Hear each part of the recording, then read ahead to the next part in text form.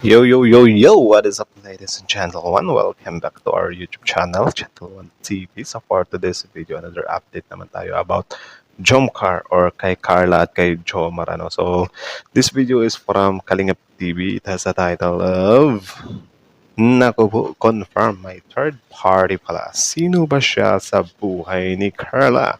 Kalingap Rob latest vlog today. So ano kaya ito, men? So before we start, Kalingap TV, support nyo yan. Also, Kalingap Rob, support nyo rin. Tapos, Kuya Val Santos Matubang at the end ng vlog, supportahan nyo rin. Also, our YouTube channel, Gentle One TV. So, ladies and gentlemen, without further ado, let's watch this video together. Again, the title of this video, naku po, confirm my third party pala. Sino ba siya sa buhay ni Carla?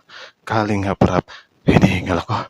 Kalingap Rob, latest vlog today. So again, Kalingap TV, Channel 1 TV, Kalingap Rob, and then start. Hala, may third party Again. Hala. Hala, may third party na nagaganap sa Jomcar. Sino ba Nako. siya sa buhay ni Carla? Isang mapagpalang araw sa inyong lahat mga kalingap, sanay hindi niyo po makalimutan na mag-like sa video na ito. At Like the video, of paunawa course. tapusin muna ang kabuuhan ng video na ito mga kalingap at para malaman ang nilalaman nito. Also, watch till the end bago mag-comment para syempre alam At natin. maraming salamat po mga kalingap sa pagpatuloy na pagsuporta lalo na kay Kuya Val Santos Matubang at kay Ate Edna Vlogs at Kalingap Rob, salamat po. Of course, the rule number 1, Kalingap Rob, Kuya Val Santos Matubang, and then, yeah, Kalingap TV. Like, comment, share, subscribe. Sino ba siya sa buhay ni Carla? At Who totoong may is third she? party na nagaganap sa Jomcar. Pero bago yun ay pag-usapan muna natin mga kalingap ang patungkol sa tambalan ngayon ng Jomcar mga kalingap. Okay. Maswerte nga si Papa Joms kay Carla mga kalingap at bakit? Hindi lang sa panlabas na anyo ni Carla, si Carla ay ang bait-bait pa nakatambalan ni Papa Joms at naging si Papa Joms ay noon pa man malaki na ang pasasalamat nito kay Carla nang dahil sila ay magkatambalan ni Carla ay naamunan rin si Papa Joms ng mga biyaya na nanggagaling sa mga sponsors ni Carla. Dili. Hindi. In short, parang ano talaga, yung success nila is hindi lang mula sa isa, kundi mula sa isa't isa. Gets niyo ba yun? So parang, wala. Deserve din nilang dalawa yun kasi tandem sila eh. Di ba? It takes two to tango. Parang ganon. Which is deserve naman po ang lahat ng ito para kay Papa Joms dahil rin kay Papa Joms may serye at tambalan ng Jomcar ngayon mga kalingap. Yun. Aminado si Kalingap Rob sa Jomcar ay kahit na matagal na ang tambalan ng Jomcar ay marami pa rin ang gusto sa serye nilang dalawa mga kalingap. Hindi naman lahat ang nagkagusto dahil may napagsabi rin na minsan ay ma-overacting silang dalawa. Ngunit Nag-overacting ba?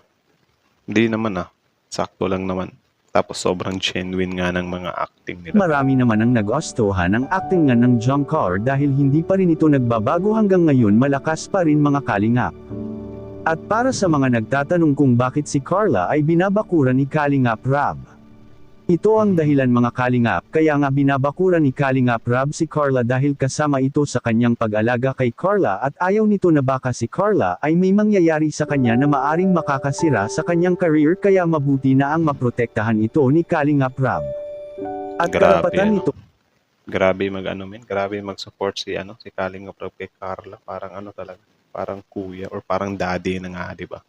Parang daddy's love. ni Kalingap Rob na alagaan niya ang kanyang mga beneficiary at ito'y hindi naman para kay Kalingap Rob kundi para sa kanilang sarili at sa kanilang kanya-kanyang pamilya. Hindi talaga nasasayang ang kanyang effort sa pag-alaga ng mga Kalingap Angels dahil dito silang lahat kahit may love team ay hindi pa ito nainganyo na pumasok sa pagbo-boyfriend hanggang ngayon mga Kalingap. Para sa mga hindi pa nakakaalam ay kapag nangyari na sila'y magbo-boyfriend ay maaring sila ay pakakawala ni Kalingap Rob at paano na lang ang kanilang pag-aaral.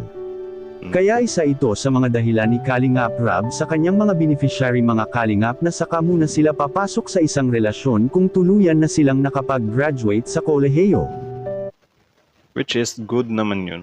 Sobrang good thing ng ganong mindset, man. Kasi syempre, di biro ang di biro yung papasok ka sa pamilya, mag-asawa ka or whatsoever. ano talaga ka, dapat isipin mo muna ang lahat ng bagay-bagay. Magmuni-muni ka muna bago ka mag-decide na pasukin yung isang relasyon na dapat committed ka na talaga dyan habang buhay, ano. Which is pumapabor naman ito sa mga magulang at mga beneficiary ni Kalingap Rab ang ganitong patakaran mga Kalingap. Yeah, Maalala goods. natin nung si Rachel ay sinagot niya si Roel at sila na sa totoong buhay ay pinakawalan ito ni Kalingap Rab. At maaring ganito rin ang mangyayaring mga Kalingap sa mga Kalingap Angels na kung ito'y papasok sa isang relasyon. Kaya makapagtapos at may tiyak na magandang kinabukasan ang mga Kalingap Angels sa pagtulong ni Kalingap Rab sa kanila kung sila'y marunong lang sumunod at magpapasakop sa kanilang leader at mismong tumutulong sa kanila na mabago ang kanilang buhay. At malapit na nga ang bakasyon sa isla ang Jomcar. Grabe din yung success nung kalimutan ko tuloy. Wait lang, mental block ako. Grabe yung success ni Rowell at ni yung girlfriend niya. Rachel At yun. dito magaganap mga Kalingap sa isla ang one-day photoshoot ng Jomcar na kung saan first time itong mangyayari sa tambalan nila. At maraming salamat po sa mga pangunahing sponsors ng Jomcar at ito ang kanilang binuksan na bagong pagkakataon sa serye ng Jomcar ay malaking tulong po ito sa kanila at pati na sa kanilang tambalang dalawa dahil dito mas patatag ng patatag ang kanilang samahang dalawa mga Kalingap. At sa kabilang dako naman sino ba itong misteryosong lalaki sa buhay ni Carla? May Eto na. Sino yung hula nyo dito, men? Hula down below. pag-alaman po tayo mga Kalingap na may nagaganap na third party sa Jomcar mga Kalingap sa kadahilanan na may nagkakagusto ngayon at dumidikit kay Carla mga Kalingap. Hindi talaga maiiwasan natin na may magkakagusto sa nag-iisang Carla Tapular Tama. Dahil sobrang perfect. dahil maganda ito at dalaga pa mga Kalingap.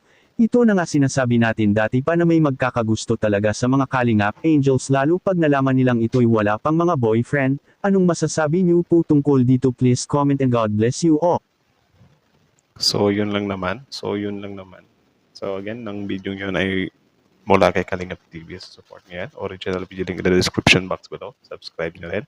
Panoorin nyo rin yung mga videos niya. Also, courtesy na rin kay Kalingap Parabano. So, dahil sa kanila ay meron tayong pinaglilibangan dito sa social media, especially sa YouTube. And also, Ate Edna Vlogs, Kuya Wal Santos Matubang. Tapos syempre, ladies and gentlemen, our YouTube channel, Channel 1 TV. Like, comment, share, subscribe. So, kita nyo naman iyon. Sobrang layo na ang narating ng Rochelle, di ba? Ng Rochelle, sobrang layo na nila. Tapos I think itong Jomcar sila yung some kind susunod sa yakpak ng mga yon, di ba? So obviously, doon naman talaga sila pupunta kasi syempre sobrang solid na nga ng samahan nila. About naman dito sa parang some kind third party or may nagkakagusto sa kanya, which is yun nga, hindi nga malabo.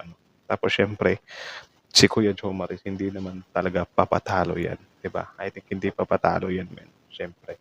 Sobrang manghihinayang siya kapag kapapakawalan niya pa si Carla, pipiktusan ko talaga si Kuya Jomar kapag papakawalan niya pa yan si Carla. Joke lang. Kapado. Para na tayong war freak niyan, So, yun lang naman. Tapos, yun nga, yung may nagkakagusto sa kanya, yun nga, sobrang dapat open tayo doon kasi syempre, social media influencer si Carla. So, expose siya sa napakaraming tao. Di maiiwasan na may magkakagusto sa kanya. Yung iba naman is parang crush lang din naman yun. Diba? Alam din naman ng iba kung hanggang saan lang yung nila, hanggang saan lang yung tawag dyan, yung pagka-crush nila. So, parang lang siya, parang fan to idols lang. Parang ganun naman. Kasi hindi talaga maiiwasan yan. Kahit si Kuya Jomar naman, marami naman din talaga nagkakagusto sa kanya. Alam naman natin yan. Lalo na kapag sumisikat ka na, nababago na yung pamumuhay mo. May pera ka na, tapos yun nga, yung ugali mo pa, sobrang bait mo. So, hindi talaga maiiwasan na merong magkakagusto talaga. So, yun. Kayo, ano masasabi nyo doon? Comment down below. Tapos, yun. comment down below, and then let's talk about it in the comment section. So that's it. That's it, ladies and gentlemen. Thank you so much for watching. Again, Kalingap TV, Channel 1 TV. Like, comment, share, subscribe. Channel 1 TV is out.